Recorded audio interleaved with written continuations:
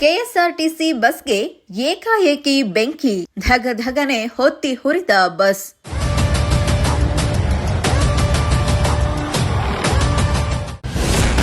ಚಾಲಕನ ಸಮಯ ಪ್ರಜ್ಞೆಯಿಂದ ತಪ್ಪಿದ ಭಾರೀ ಅನಾಹುತ.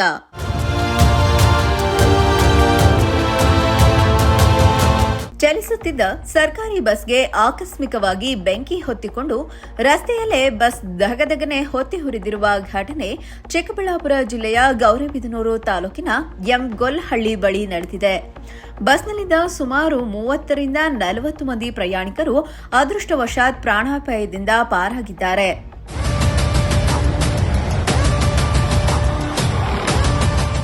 ಗೌರಿಬಿದನೂರು ಕೆಎಸ್ಆರ್ಟಿಸಿ ಘಟಕಕ್ಕೆ ಸೇರಿದ ಬಸ್ ನಗರದಿಂದ ಮರಿಪಡಿಗು ಗ್ರಾಮದತ್ತ ತೆರಳುತ್ತಿತ್ತು. ಗೊಲ್ಲಹಳ್ಳಿ ಗ್ರಾಮದ ಸಮೀಪ ಬರುತ್ತಿದ್ದ ವೇಳೆ ಬಸ್ನಲ್ಲಿ ಏಕಾಏಕಿ ತಾಂತ್ರಿಕ ದೋಷ ಕಾಣಿಸಿಕೊಂಡು ಎಂಜಿನ್ ಭಾಗದಿಂದ ಬೆಂಕಿ ಕಾಣಿಸಿಕೊಂಡಿದೆ. ಬೆಂಕಿ ಕಾಣಿಸಿಕೊಳ್ಳುತ್ತಿದ್ದಂತೆ ಚಾಲಕ ತಕ್ಷಣ ಬಸ್ ಅನ್ನು ಸುರಕ್ಷಿತವಾಗಿ ನಿಲ್ಲಿಸಿ ಪ್ರಯಾಣಿಕರನ್ನು ಕೆಳಗಿಳಿಸಿದ್ದಾರೆ. ಪ್ರಯಾಣಿಕರು ಕೆಳಗಿಳಿದ ಕೆಲವೇ ಕ್ಷಣಗಳಲ್ಲಿ ಬೆಂಕಿ ಬಸ್ನ ಇತರ ಭಾಗಗಳಿಗೂ ವ್ಯಾಪಿಸಿ ಕ್ಷಣಾರ್ಧದಲ್ಲೇ ಬಸ್ ಹೊತ್ತಿ ಉರಿದಿದೆ.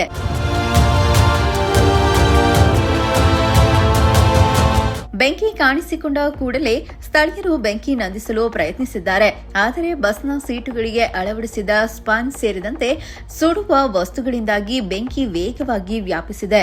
ಪರಿಣಾಮ ಸರ್ಕಾರಿ ಬಸ್ ಸಂಪೂರ್ಣವಾಗಿ ಸುಟ್ಟು ಭಸ್ಮವಾಗಿದೆ.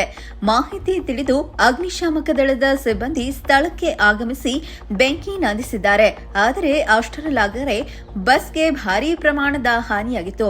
ಸದ್ಯ ಘಟನೆಯ ಕುರಿತು ಕೆಎಸ್ಆರ್ಟಿಸಿ ಅಧಿಕಾರಿಗಳು ಪರಿಶೀಲನೆ ನಡೆಸುತ್ತಿದ್ದು, ಬಸ್ಗೆ ಬೆಂಕಿ ಹೊತ್ತಿಕೊಳ್ಳಲು ನಿಖರ ಕಾರಣವೇನು ಎಂಬುದು ತಾಂತ್ರಿಕ ಪರಿಶೀಲನೆಯ ಬಳಿಕ ತಿಳಿದು ಬರಬೇಕಿದೆ. ಜಿಲನ್, ಪ್ರಜಾಶಕ್ತಿ ಟಿವಿ, ಗೌರಿಬಿದನೂರು.